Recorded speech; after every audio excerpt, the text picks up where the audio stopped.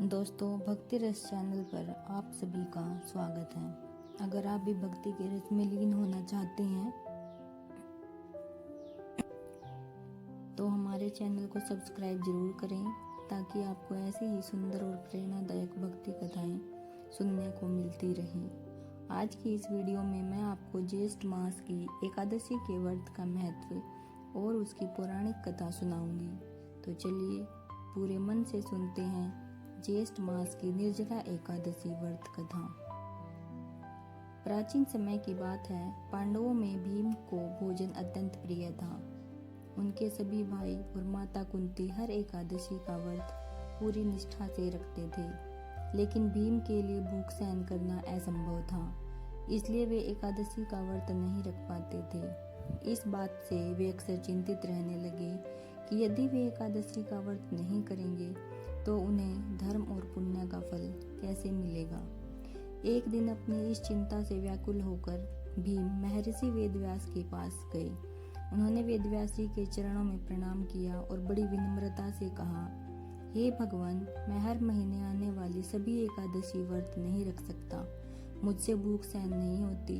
कृपया मुझे ऐसा उपाय बताइए जिससे मुझे साल की सभी एकादशियों का पुण्य एक साथ प्राप्त हो जाए। भीम की व्याकुलता देखकर महर्षि वेदव्यास जी मुस्कुराए और बोले, हे भीम, निराश मत हो। ज्येष्ठ मास के शुक्ल पक्ष की जो एकादशी आती है, तुम उस दिन निर्जला एकादशी का व्रत करो। इस दिन तुम्हें बिना अन्न और बिना जल ग्रहण किए पूरी श्रद्धा से भगवान विष्णु का स्मरण करना होगा।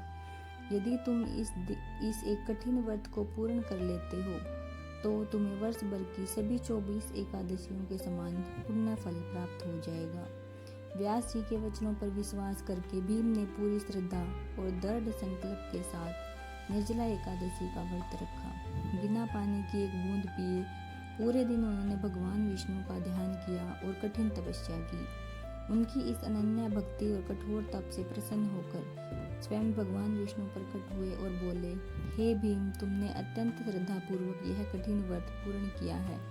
तुम्हारी इस साधना से तुम्हें सभी एकादशियों का पुण्य मिलता है और अंत में शुभ गति प्राप्त होगी।